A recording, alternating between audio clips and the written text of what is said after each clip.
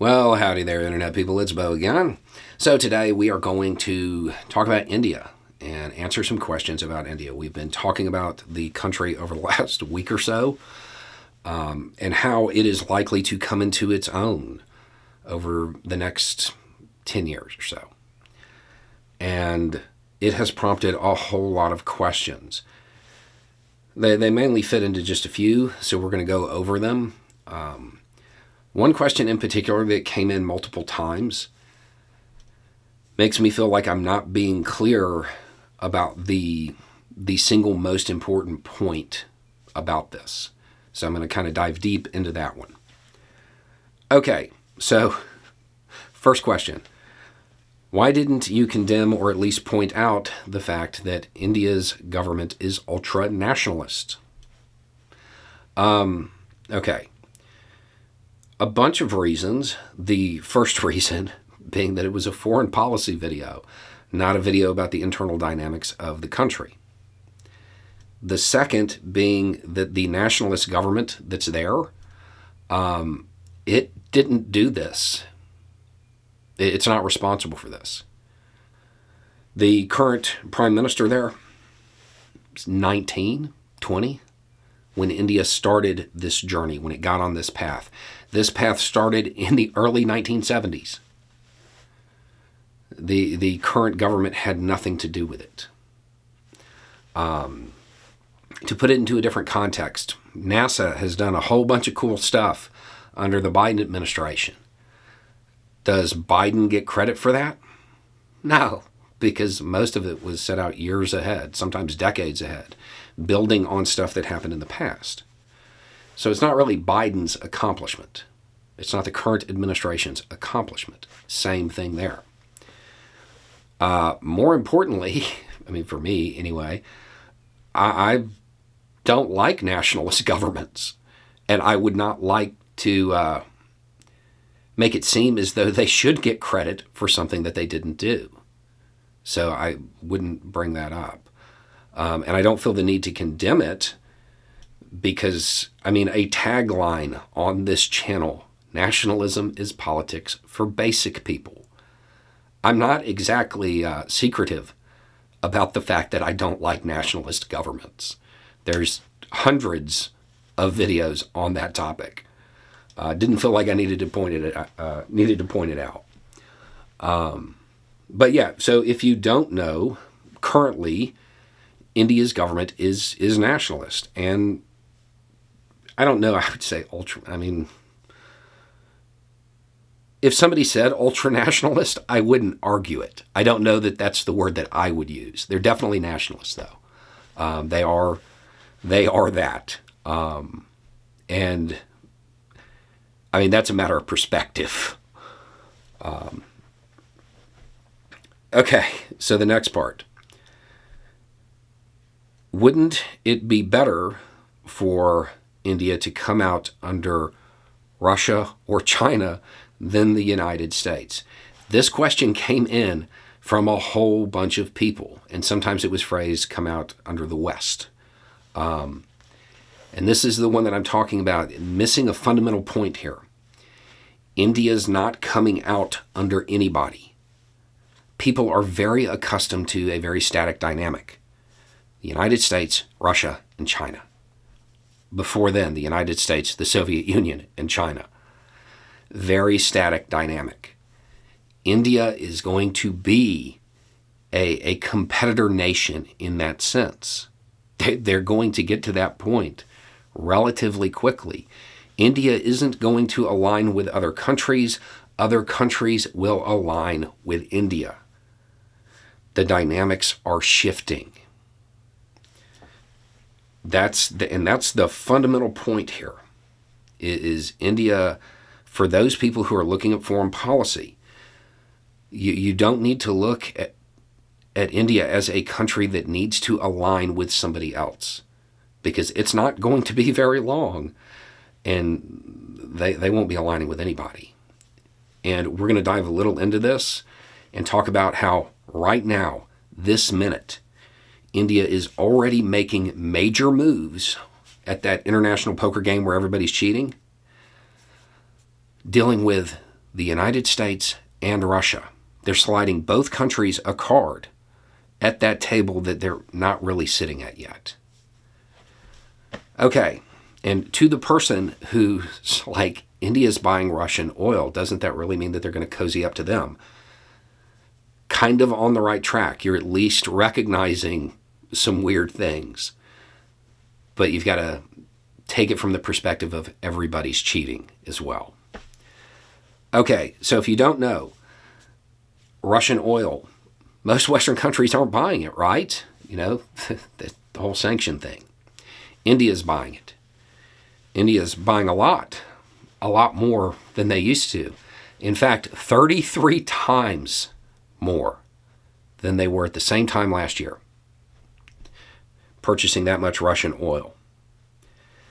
That's good for Russia because they're getting to sell large volumes of oil at a consistent rate.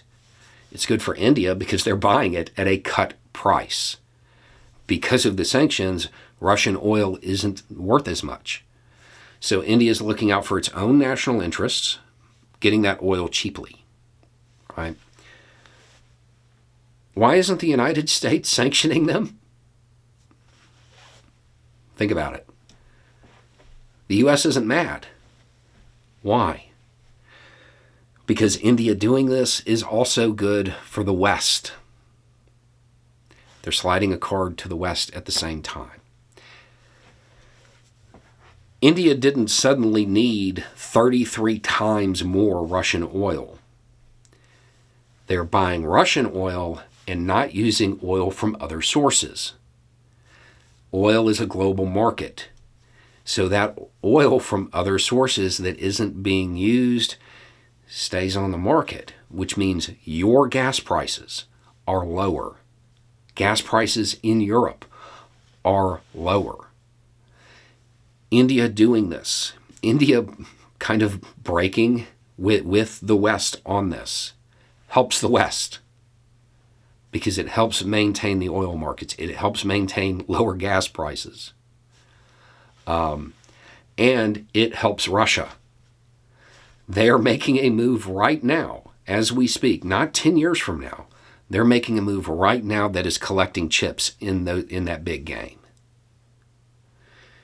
And they're doing it on their own. India is not going to be a country that aligns with the traditional poles of power anymore, because it's going to be its own pole. It'll start off as the weakest, but it's going to grow. If you're looking ahead, you can't sleep on India. And then India's a nationalist government.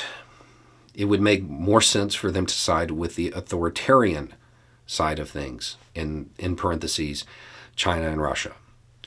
Okay, something that is really worth remembering.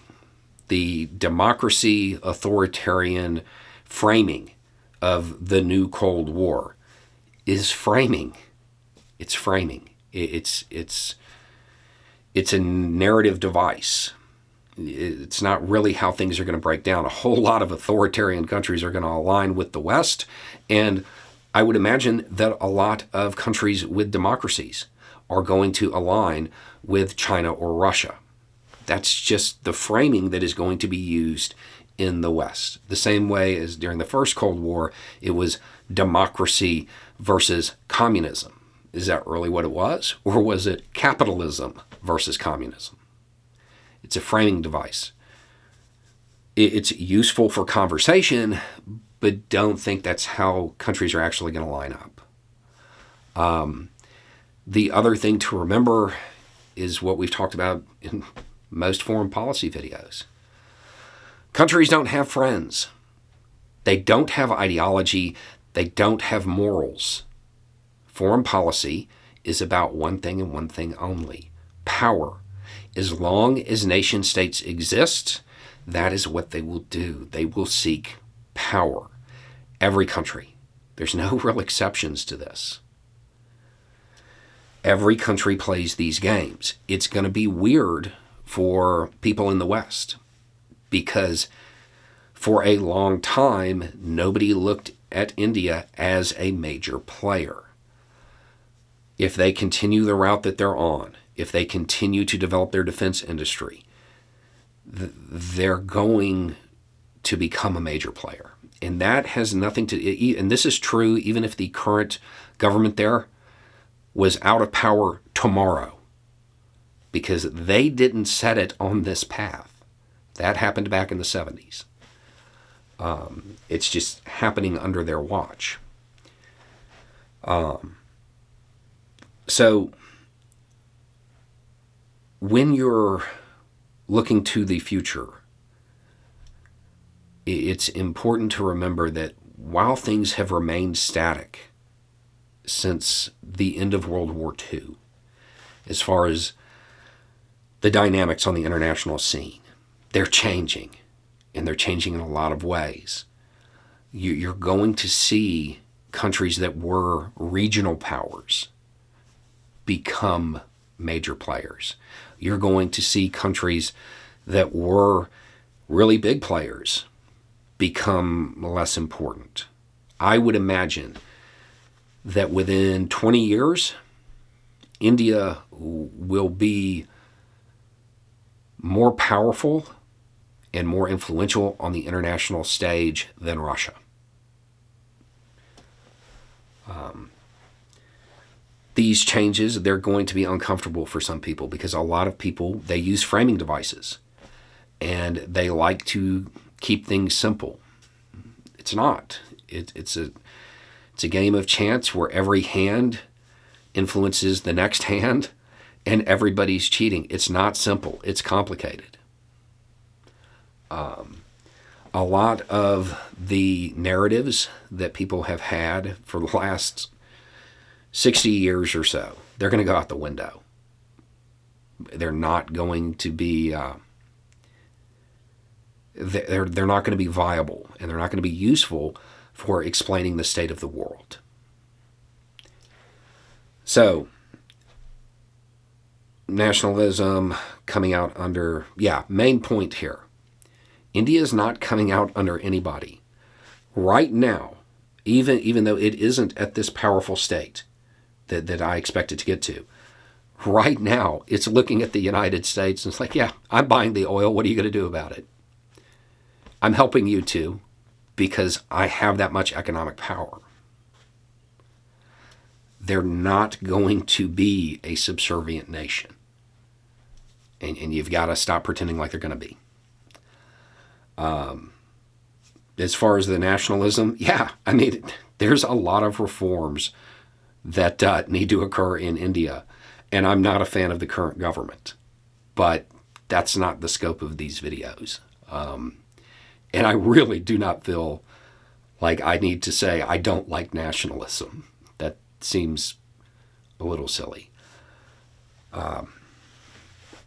So I hope that helps. And I hope I hope we can stop talking about India because there's other countries that we want to get to. Anyway, it's just a thought. Y'all have a good day.